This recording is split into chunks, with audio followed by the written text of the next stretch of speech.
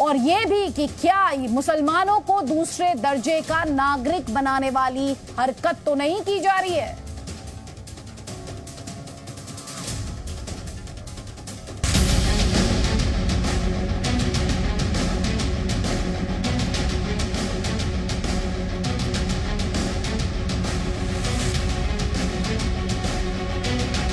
अचानक आप आकर वहां पर कहते हैं कि नहीं आप नमाज नहीं पढ़ेंगे वहां पर। मैं अपनी जाती प्रॉपर्टी में नमाज पढ़ रहा हूं।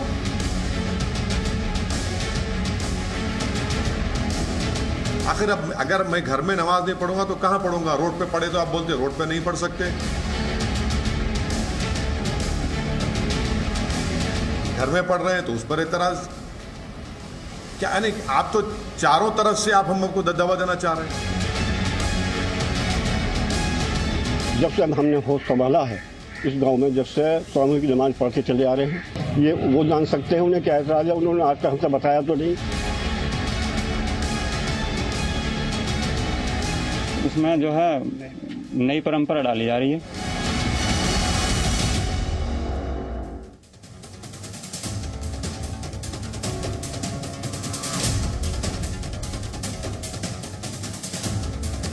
तो यूपी सरकार का इस मसले पर ना तो कोई एक्शन है ना कोई रिएक्शन है अभी तक, लेकिन हम सवाल को दूसरे लेवल पर जरूर ले जा रहे हैं। सवाल यह है कि क्या अब घरों में भी नमाज पढ़ने पर कानूनी रोक है?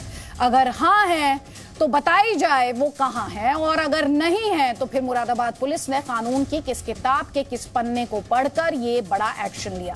सवाल ये भी है कि घर में लोगों को इकट्ठा करके कोई धार्मिक आयोजन करने से अगर शांति भंग होती है तो क्या फिर ये माना जाए कि घर में सत्यनारायण की कथा या फिर सुंदरकांड कराने पर भी यही नियम लागू होगा? क्या तब भी पुलिस इसी तरह घर आएगी और केस दर्ज कर लेगी? इसीलिए ताल ठोक के ये बड़ी बहस हम आपके लिए लेकर आए हैं। कई खास मेहमान इस वक्त हमारे साथ हैं। हमारे साथ मुफ्ती वजाद कासमी हैं, इस्लामिक स्कॉलर हैं। हमारे साथ सुमैया राणा हैं, समाजवादी पार्टी से ताल्लुक रखती हैं, और हमारे साथ कैप्टन सिकंदर रजवी हैं, वो पॉलिटिकल एनालिस्ट हैं। लेकिन यहां पर मेरा पहला सवाल मुफ्ती वजाद कासमी, अगर लोग मिलकर साथ नमाज पढ़ें तो दिक्कत क्या है, और इस पर पॉलिटिक्स क्यों हो रही है नमाज पर?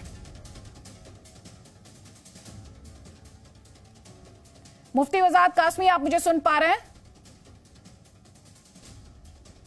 मुफ्ती वजाद कासमी तक हमारी आवाज नहीं पहुंच पा रही है। यही सवाल मेरा कैप्टन सिकंदर रिजवी आपसे भी है कि जब हम देखते आए हैं कि कई इस तरह के आयोजन होते हैं, हिंदू समाज भी इस तरह के आयोजन करता है, अगर एक साथ घर की छत के नीचे नमाज पढ़ी जाए तो दिक्कत क्या हो सकती है? जी, जो पुलिस ने एक्शन लिया है ये बात समझ में नहीं आ रही है कि किस धारा के तहत आता है कि घर के अंदर धार्मिक कार्य हो रहा हो, चाहे वो रामायण का पाठ हो रहा हो, चाहे वो नमाज पढ़ी जा रही हो, या ये समझ लीजिए कि कोई भी धार्मिक कार्य अगर घर में एक छत के नीचे किसी पर्सनल या प्राइवेट प्रॉपर्टी के अंदर किया जा रहा है तो मेरे समझ से बाहर की बात है कि वहाँ की पुलिस ने एक्शन क्यों लिया। वहाँ के एसपी इसके जिम्मेदार हैं, एसएसपी इसके जिम्मेदार हैं, वो इसका जवाब देंगे कि ये किस कानून के तहत उन्होंने इनको रोका। क्योंकि अपने घर में इबादत करने के लिए बनाई नहीं है, किसी भी धर्म की हो, किसी भी पंथ की हो। ये जो भी हुआ है ये समझ से बाहर की बात है। तो ये इसका सवाल का जवाब वहाँ के एसएसपी या एसपी देंगे। मुझे नहीं लगता कि सरकार को ये बात मालूम होगी, क्योंकि कुछ एसपी एसएसपी भी अधिकारी जो हैं कुछ जोश में ज़्यादा हैं। हो सकता है जोश में होश खो बैठे हों, हो सकता है कि वो कहीं ना कहीं पे जो उनकी मैनुअल है उसके अगेंस्ट जाकर के उन्होंने ये एक्शन ले लिया हो, ये हो सकता है। सुमैया राणा, जल्दी से एक कमेंट आपका और उसके बाद मुफ्ती वजाद कासमी, जल्दी जल्दी प्लीज। देखिए आदित्य जी, मैं इस बात से बिल्कुल भी इत्तेफाक नहीं रखती हूँ कि ये गवर्नमेंट को पता नहीं होगा, और काफी देर हो चुकी है इस बात को। तो गवर्नमेंट क्यों एक्शन में नहीं आई? अगर मुरादाबाद पुलिस ने कोई काम ऐसा किया हो जो गैर कानूनी हो, जो संविधान के भी खिलाफ हो, तो मुझे नहीं लगता कि उस पर कार्रवाई करने में देर लगनी चाहिए। ये खामोशी जो गवर्नमेंट की है, उत्तर प्रदेश सरकार की, वो बता रही है, और ये यकीनी तौर पर मुसलमानों के अंदर दहशत खौफ पैदा करने की सिर्फ एक ये है कि आप पहले आप सार्वजनिक जगहों पर नमाज नहीं पढ़ सकते थे। चलिए, आपकी बात समझ में आ रही थी कि आपको ये लग रहा था कि डिस्टर्बेंस हो रहा है। अब इंसान अपने घर में भी नमाज नहीं पढ़ेगा, इसका मतलब आप मुसलमान नहीं, आप इस्लाम के खिलाफ हैं। आप पूरी तरीके से आप मुल्क के अंदर किस तरीके का माहौल पैदा करने चाह रहे हैं, ये मुरादाबाद पुलिस ने आज बता दिया है। इस पर सख्त कार्रवाई होनी चाहिए, और नहीं तो ये रोष कम होने वाला नहीं है, क्योंकि कोई भी मुसलमान होगा उसको ये हक है कि वो अपने घर के अंदर नमाज पढ़ सकता है कम से कम। मुफ्ती वजाहत कासमी, यहाँ पर आपने सुना सुमैया राणा को, ये मुसलमानों को के साथ ज्यादती की जा रही है, ये कह रही है सुमैया राणा, उन्हें कमतर दिखाने की कोशिश की जा रही है।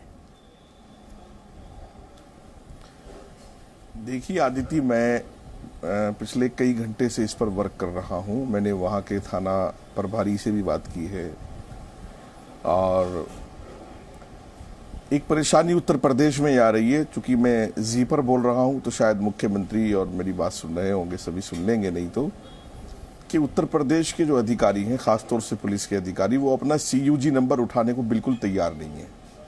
आप एक महीना 20 दिन तक उनको कॉल करिए, वो आपका फोन ही नहीं उठाएंगे, रिसीव ही नहीं करेंगे। बस उठाएगा तो PRO, फिर कोई जवाब नहीं दे पाएगा आपको। अब देखिएगा, ये बहुत पर्सनल मसला है। अगर आप अपने रूम में नमाज पढ़ रही हैं या अपने लॉन में, अपनी गैलरी में नमाज पढ़ रही हैं, तो पुलिस ने किन धाराओं में मुकदमा दर्ज किया, मैंने ये पूछने के लिए फोन किया था। ऐसा मुझे पता चला है, लेकिन ये जुबानी बात है, लिखा पढ़ी में नहीं है, कि वहां हिंदू मुसलमानों का एक जुबानी एग्रीमेंट हुआ था।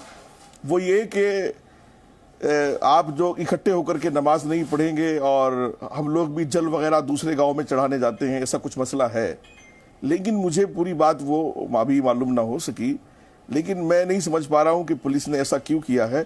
क्योंकि जब उत्तर प्रदेश में और पूरे मुल्क में सड़क पर नमाज पढ़ने की बात आ रही थी, तो मैं अकेला मुफ्ती ऐसा था जिसने कहा था सड़क पर नमाज पढ़नी ही जायज़ नहीं है।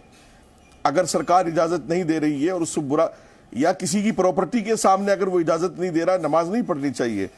लेकिन मैं आज इस बात को लेकर के सुबह से बहुत परेशान और हैरान हूं कि उत्तर प्रदेश का प्रशासन किस तरह की कार्रवाइयां कर रहा है और क्यों कर रहा है। शायद इसका जवाब तो वही दे पाएगा, लेकिन ये बात समझ से बाहर है कि अगर अपने घर में भी कोई धार्मिक कार्य नहीं कर सकता, तो जमीन और आसमान के बीच में वो कौन सी जगह है जहां वो धार्मिक कार्य करेगा। कहाँ नमाज पढ़ेंगे उस गाँव के मुसलमान, कहाँ जाएंगे वो नमाज पढ़ने? कोई 7वें आसमान पर नहीं जाएंगे, और ना जमीन के नीचे जाएंगे। और प्रशासन की छोटी सी गलती पर उत्तर प्रदेश का इतना बेहतरीन लॉ एंड ऑर्डर और इतना बेहतरीन प्रशासन पर उंगली उठ रही है। तो ये देखने योग्य और जांच योग्य बात है कि इतनी छोटी सी बात के लिए लेकर के पूरे उत्तर प्रदेश की बदनामगी पूरे मुल्क में, पूरी दुनिया में कराई जा रही है। कौन अधिकारी है जो इस सरकार के खिलाफ कार्य कर रहा है, और किसने इसका आदेश दिया, और किसने इसके निर्देश दिए हैं? इस पर जांच होनी चाहिए। मैं नहीं समझता कि उत्तर प्रदेश की सरकार इस तरह के कार्यों को सपोर्ट करेगी। ठीक है, आप कह रहे हैं उत्तर प्रदेश सरकार इस तरह के कार्यों को सपोर्ट नहीं करती, ऐसा आपका स्टैंड है। वारिस पठान, AIM के प्रवक्ता, अभी आपने सुना मुफ्ती वजाहत कासमी ने कहा जो सरकार का स्टैंड हो वही पुलिस का स्टैंड हो, ये जरूरी तो नहीं। तो फिर ये जल्दबाजी क्यों कि मुसलमानों को दूसरे दर्जे का नागरिक बनाने की कोशिश की जा रही है?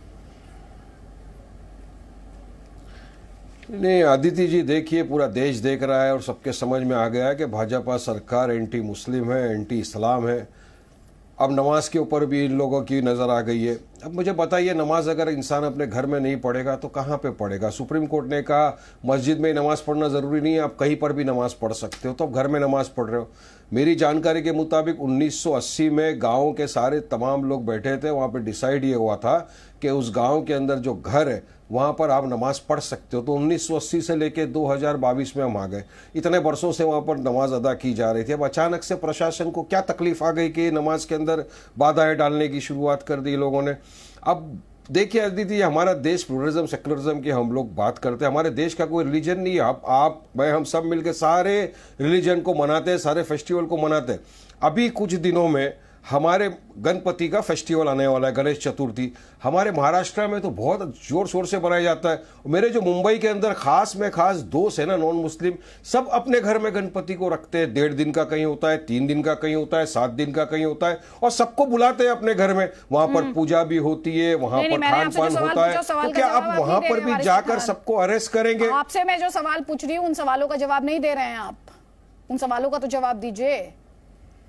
सरकार के स्टैंड का इंतजार कर लेती है, जजमेंट क्यों पास कर दिया कि दूसरे दर्जे का नागरिक साबित करना चाहते हैं मुसलमानों को? मैं ये सवाल पूछ रही हूं आपसे। ये बिल्कुल सही बात है। हम तो हर दिन देख रहे हैं। अब आपने अगर पुलिस ने बोल दिया, सरकार ने नहीं बोला, पुलिस किसके अंडर में आ रही है उत्तर प्रदेश की? भाजपा के अंडर में, योगी के अंडर में। तो क्या आपको लगता है कि पुलिस प्रशासन ने जो केस दर्ज किया उनके ऊपर, तो क्या सरकार को पता नहीं है इस बात का? हर चीज मालूम है सरकार को, मगर सरकार चाहती है किसी ना किसी तरह से मुसलमानों को रोका जाए हर चीज करने से। मतलब मुसलमानों के प्रति इतना नफरत सरकार ने पैदा कर दी है पूरे देश में, और पूरा विदेश दुनिया भर देख रहा है कि भाजपा ने हमारे देश को कहां पे लाके खड़ा कर दिया। मैं जो बात बोल रहा था आपको बुरा लग गया शायद, लेकिन मैं ये बता रहा था कि मेरे जो नॉन मुस्लिम फ्रेंड है ना, वारिस पठान, तो सुनिए ना, फिर सवाल बोलने पूछना है। मैं सबसे सवाल पूछ रही हूँ, बुरा आपको लगेगा? राजनीति आपको करनी है, मुझे राजनीति नहीं करनी। मुझे मेरा काम है सिर्फ सवाल पूछना। सुनिए, सवाल मेरा आपको बुरा लग जाता है। आप दो काम करिए। एक काम तो ये कि आप सवाल पूछिए, और दूसरा काम तो ये कि आप जवाब सुनिए। और पूरी तरह आप जवाब सुनिए। हाँ, जवाब सुन रही हूँ। अब जवाब दे रही है। अगर 4 मिनट बोलने के बाद भी आपको लग रहा है मैं आपको नहीं सुन रही हूँ, तो फिर बहुत दिक्कत है। वारिस पठान, विक्टिम नैरेटिव नहीं। जी, आदित्य, मुझे गणेश चतुर्थी का फेस्टिवल बड़े शान और शौकत से मनाया जाता है पूरे महाराष्ट्र में। मैं बता रहा था, मेरे जो नॉन मुस्लिम दोस्त है वो भी अपने घर में लाके रखते हैं गणपति, 1.5 दिन का, 3 दिन का, 7 दिन का, और सबको इनवाइट किया जाता है घर पे। सब जाते हैं उनके घर में, मिठाई खाते हैं, वो लोग प्रसाद बांटते हैं, लोग बैठते हैं, पूजा पाठ होता है। तो अपने घर में कर रहे हैं तो हम तो कभी आपत्ति नहीं लेते, ना कभी लेंगे। हर इंसान को अपना रिलीजन फॉलो करने का हमारे देश में अधिकार है। संविधान ने हमको अधिकार दिया है, राइट टू प्रैक्टिस रिलीजन, ये आपका मेरा सबका अधिकार है।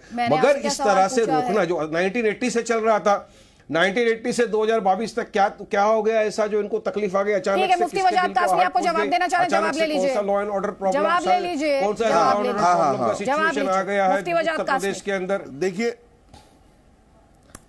देखिए आदित्य, मैं एक चीज अर्ज कर दूं आपसे, और ये वारिस पठान को बहुत गौर से सुन लेनी चाहिए कि मुसलमान कहीं भी पूरे मुल्क में 2 नंबर का शहरी नहीं है, और ना मुसलमान डरा हुआ है और ना मुसलमान डरता है। और ये राजनीतिक बातें यहाँ ना करें। भारतीय जनता पार्टी की हिंदुस्तान के ज्यादातर स्टेट्स में और सेंट्रल में हुकूमत है। आप पूरे आंकड़े निकाल करके देख लीजिएगा यूपीए सरकार के और एनडीए सरकार के, कि मुसलमान को किसने डराने की कोशिश की है। और मुसलमान ना डरा था, ना डरा हुआ है, और ना डरकर रहना चाहता है। और मुसलमान जो है, एक आध किसी, मतलब अगर कोई इंस्पेक्टर ने मुकदमा दर्ज कर दिया तो आप इससे क्या करेंगे कि 20 करोड़ मुसलमान को आप डराना चाहती है भाजपा? ऐसा कहीं नहीं है। आप कितने स्टेट्स में जहां जहां भाजपा की सरकारें हैं वहां ऐसा थोड़ा ही है कि वहां पुलिस घरों में घुस के आपको इबादत से मना कर रही है, या आपके घरों में घुस करके आपको जो है वो नमाज नहीं पढ़ने देती है, या आप पर जुल्म करती है, या आपकी मस्जिदें बंद करा दी। इस तरह की झूठी बातें बोलकर मुसलमानों के अंदर एक नफरत पैदा ना करें। और मैं समझता हूं कि हिंदू भाई भी इस तरह की चीजों को सपोर्ट नहीं करते, तो एक दीवार खड़ी ना करे वारिस पठान। ठीक है, इस सवाल का जवाब मैं लूंगी, इस सवाल का जवाब मैं लूंगी वारिस पठान से, लेकिन उससे पहले असदुद्दीन ओवैसी ने क्या कहा है वो अपने दर्शकों को सुनवाते हैं।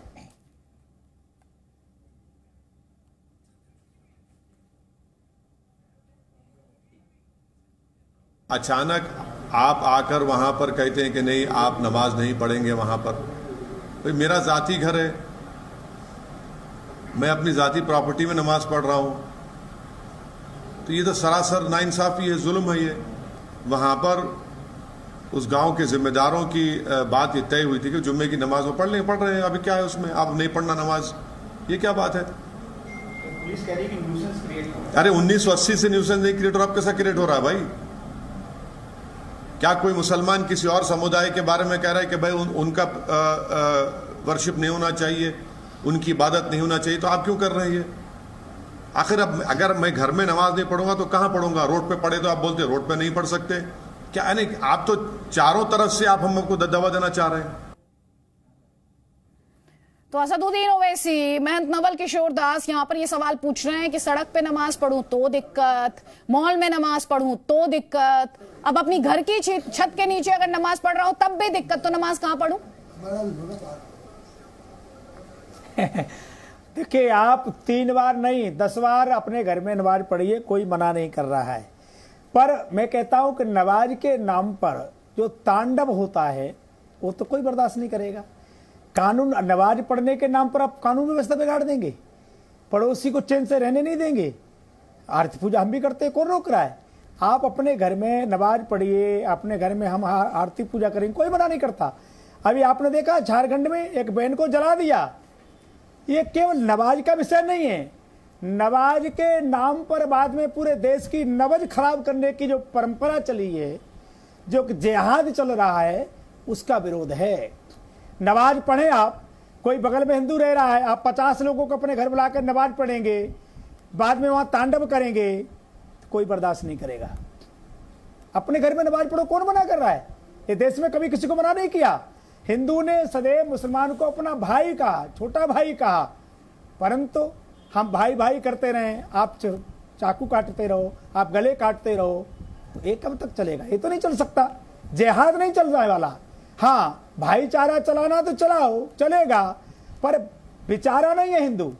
हिंदू चारा बन के नहीं रहने वाला है।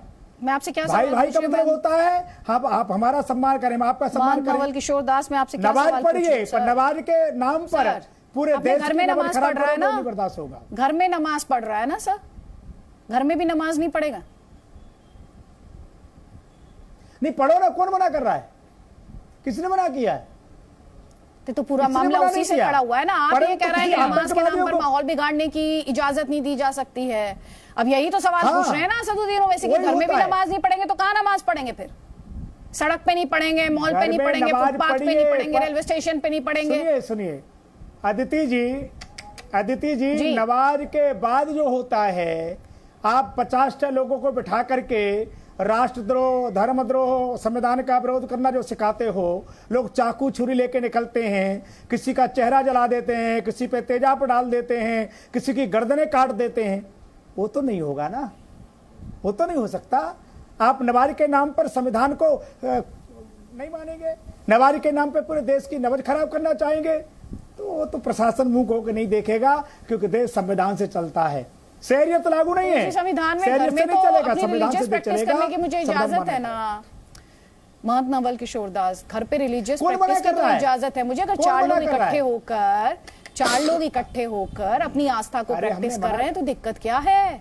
मैं यही तो पूछ रही हूँ आपसे, यही समझना चाह रही हूँ। हमने मना नहीं किया, हमने ये नहीं मना किया, 4 नहीं आप 40 लोग बैठ करके नमाज पढ़ो, पर नमाज के बाद जो तकरीरें होती हैं, जो नारे लगते हैं, वो तो नहीं ठीक है ना।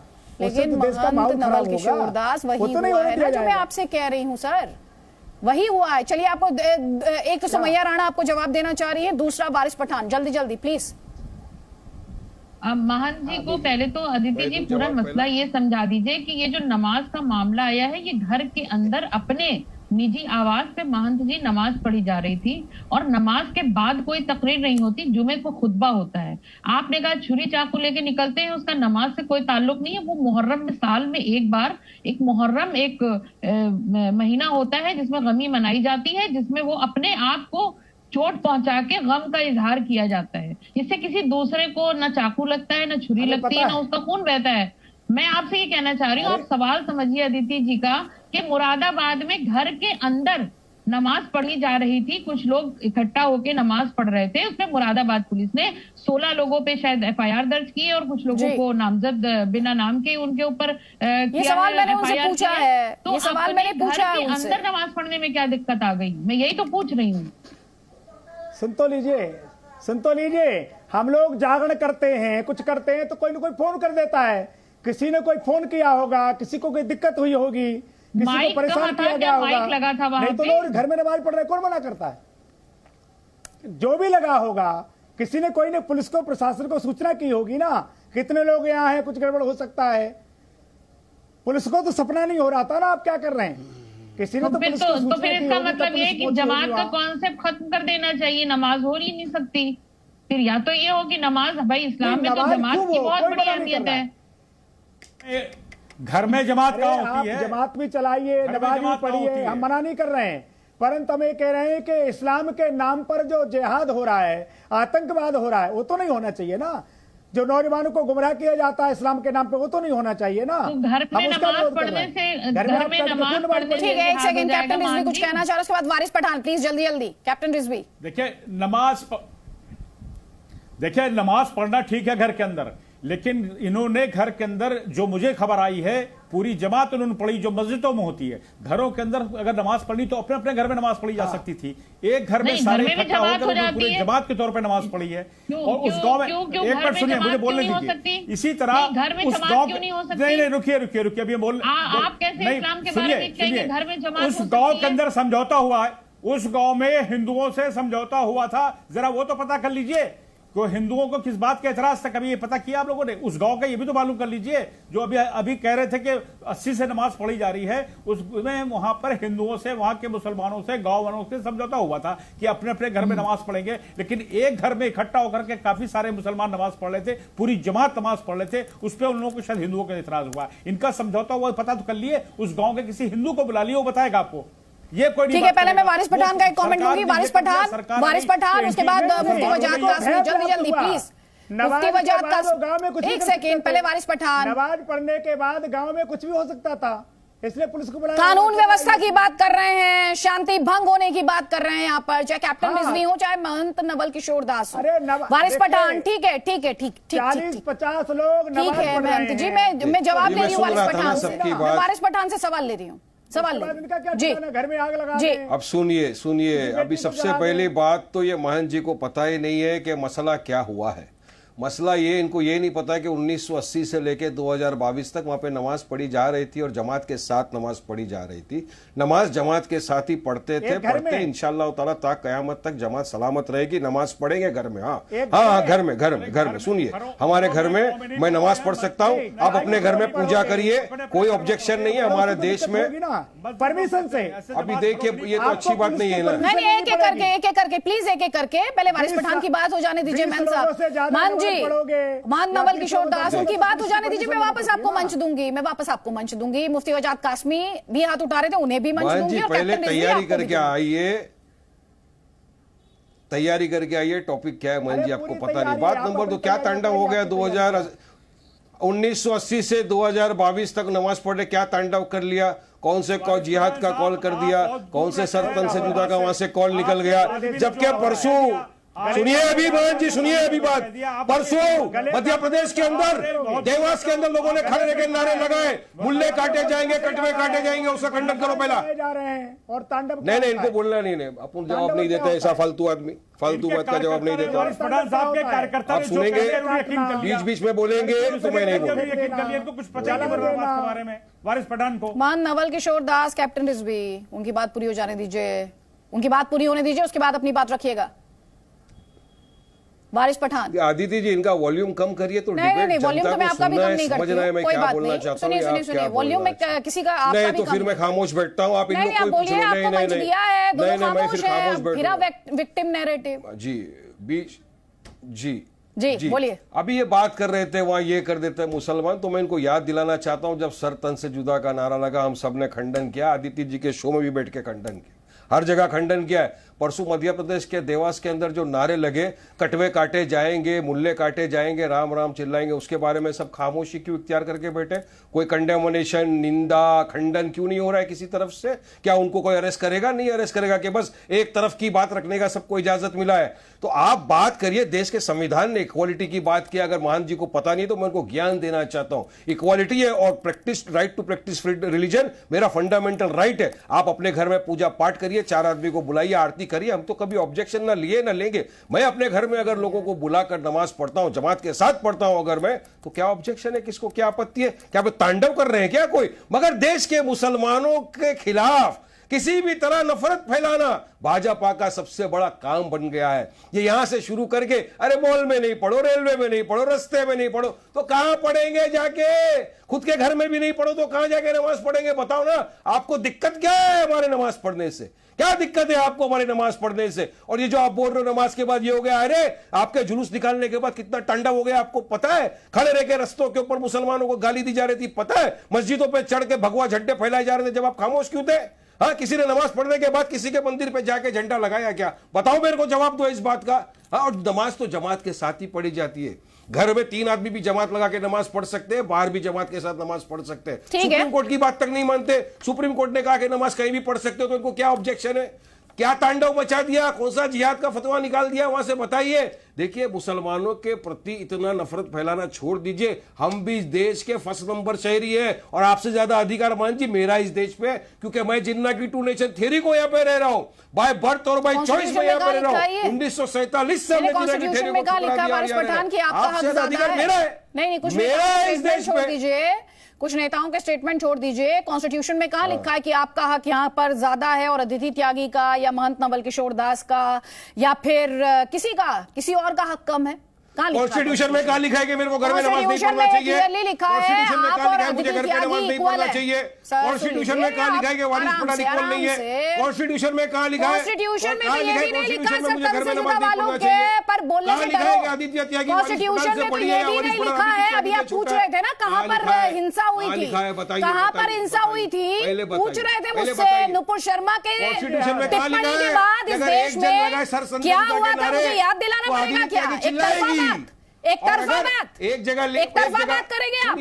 और एक बात बताइए मुझे, AIM की जो कॉर्पोरेटर थी अदिति त्यागी के शो का आपने जिक्र किया था ना, अभी सुनो, AIM की कॉर्पोरेटर थी, उनके बारे में तो आपने कुछ नहीं कहा, एक लफ्ज उस दिन अदिति त्यागी के शो में आप नहीं कह पाए थे। जरा मुझे ये बताइए, सुनिए ध्यान से, जिन नारों का जिक्र आपने किया ना, वारिस पठान ध्यान से सुनिएगा, जिन नारों का जिक्र आपने किया, आवाज आ रही है उन्हें? वारिस पठान, आपको आवाज आ रही है? सुन पा रहे हैं आप मुझे? अब नहीं सुनाई पड़ेगी।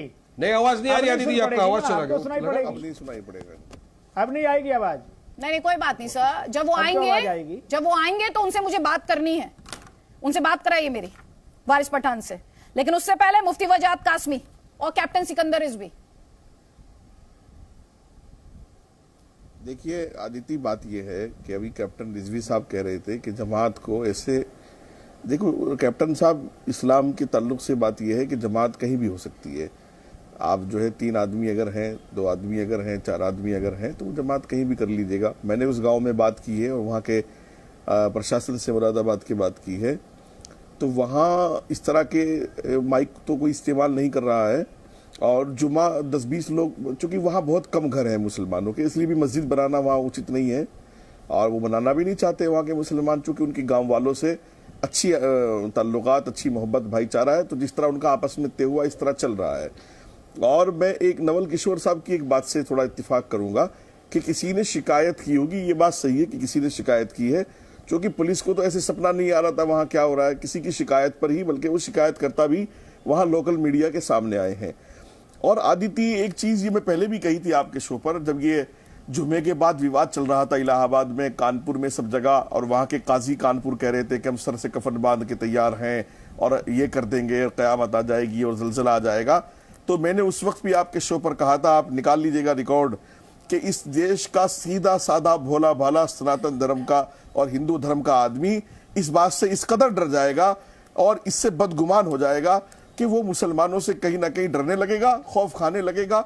और ये नवल किशोर दास अभी जो बोल रहे थे थोड़ी देर पहले, ये वही बात सामने आ गई है जो मैंने उस वक्त आपके शो पर कही थी, वही बात आ रही है सामने।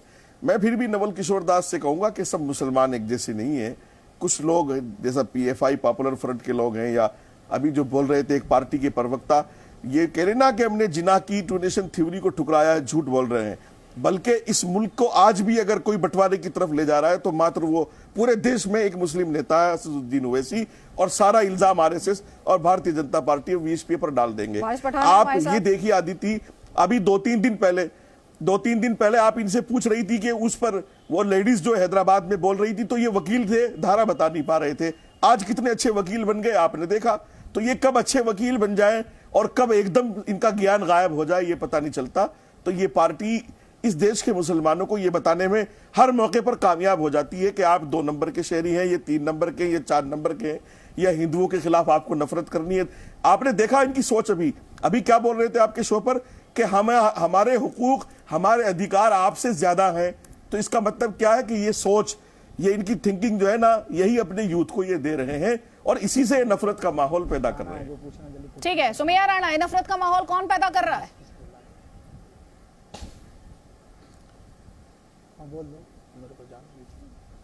इस मुल्क को अपना समझता है, ये मुल्क उसके लिए उतना है।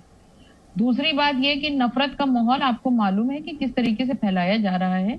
और घर के अंदर नमाज के बारे में जहां तक अभी मुफ्ती साहब ने बताया कि 2 लोग हो या 3 लोग हो जमात हो जाती है, तो ये मसलहतन जमात थी। किसी की अगर शिकायत पर पुलिस आई भी थी तो उसको पहले बात करनी चाहिए थी, सीधे आकर के मुकदमे लगा के। अभी मेरे पास खबर आई है मोबाइल पे ही कि आईपीसी की धारा 505 लगाई गई है उन लोगों पे, 26 लोगों पे, और 10 लोगों को जो अज्ञात हैं उनके ऊपर मुकदमा करा गया है। तो इतनी जल्दी थी मुकदमा लिखने की। बलात्कारी घूमते रहते हैं, मुकदमे हो नहीं पाते हैं उनके ऊपर, तमाम ऐसी चीजें होती हैं, और खट से नमाज पढ़ने वालों पर मुकदमा हो गया। तो मुझे लगता था कि ये लोगों को बिठा के आपस में बातचीत करके भी इस मसले को सुलझाया जा सकता था, अगर इस तरह का कोई कमिटमेंट उस गांव में हुआ था तो जी। तो कम से कम ये मुकदमे की नौबत क्यों आई, इस पर जरूर मशकूक है मुरादाबाद पुलिस या फिर सरकार की मंशा। मैं इतना ही कह सकती हूं। ठीक है कैप्टन रिजवी। देखिए, मुझे लग रहा है कि कहीं पे कंफ्यूजन है। सरकार बैठ करके किसी घर में नहीं झांकती है, ये बहुत बड़ी गलतफहमी है। जैसे अभी वारिस पठान साहब कह रहे थे भाजपा, उनके सर से तो भाजपा का भूत ही नहीं उतर रहा है।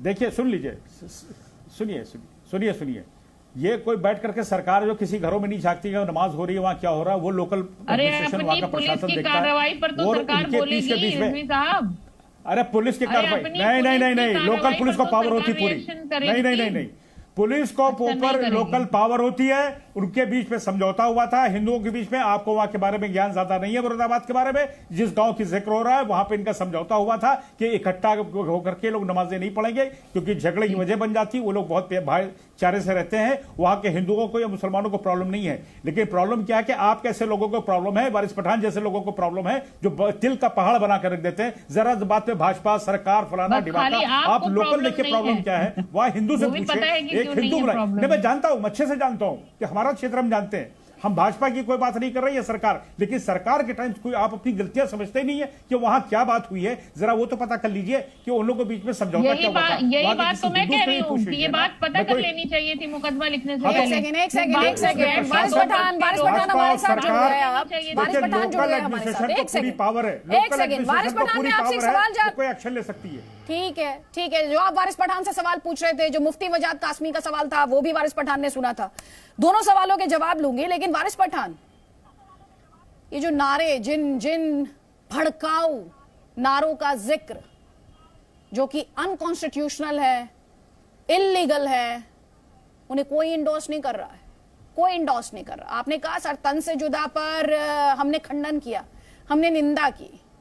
आपने थोड़ी देर पहले सवाल पूछा इन नारे लगाने वालों की गिरफ्तारी कब होगी। मैं आपसे आज ये जानना और समझना चाहती हूँ, आप जिस पार्टी से ताल्लुक रखते हैं उसका बड़ा जनाधार है हैदराबाद में, जिन्होंने सर तन से जुदा के नारे लगाए थे, उनमें से कितनों के खिलाफ पुलिस एक्शन हुआ है, बस मुझे इतना बता दीजिए आप। देखिए, जिन्होंने नारे लगाए थे हमने उनकी निंदा की थी, खंडन की थी, पुलिस प्रशासन ने एक्शन लिया। और अब लेकिन आप उस बात का नाम क्यों लेना चाहती नहीं है कि जो मध्य प्रदेश में 2 दिन पहले देवास के अंदर हुआ राजनीति अगर डबल स्टैंडर्ड नहीं, आप सुनिए काटने के मेरी बात काटने से आपको मेरी बात काटने से आप आपका एजेंडा में सक्सेस नहीं होंगे।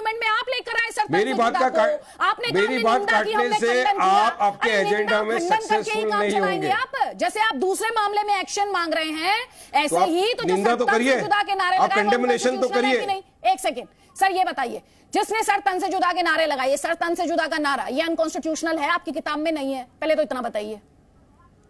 बिल्कुल है, बिल्कुल अनकॉन्स्टिट्यूशनल है, मैं उसकी निंदा करता हूं, लेकिन आप भी तो जवाब दीजिए ना सर। सुनिए, नहीं आप बोलने नहीं देंगे तो अच्छी बात नहीं है फिर। नहीं, पहला मैंने ऐसा नहीं चलने वाला, ऐसा नहीं चलता, ऐसा नहीं चलता, जिससे भी उसी ऐसा नहीं चलता। अरे कंपैरिजन करो आप, नहीं ऐसा नहीं चलेगा, ऐसा नहीं चलेगा, ऐसा नहीं चलता, नहीं चलता। विक्टिम नैरेटिव मत करिए, विक्टिम नैरेटिव की गुंजाइश नहीं है। अरे आप विक्टिम नैरेटिव का कार्ड खेल रहे हो, आप एंकर हो के इस तरह की बात कर रहे हो, आपको समझ नहीं आता है क्या? ये कार्ड सिर्फ आप ही के पास है। आप बोलो ना, कटवे काटे जाएंगे उनके बारे में आपका क्या विचार है? 2 ही बचाव होते हैं, 2 ही बचाव, मुझे बोलने नहीं दिया जा रहा। अरे सवाल पूछ नहीं, आपके पास माइक है, आपके पास एंकर का ये, तो आप सवाल का जवाब दो ना। पूछना किसी का बचाव नहीं होता है।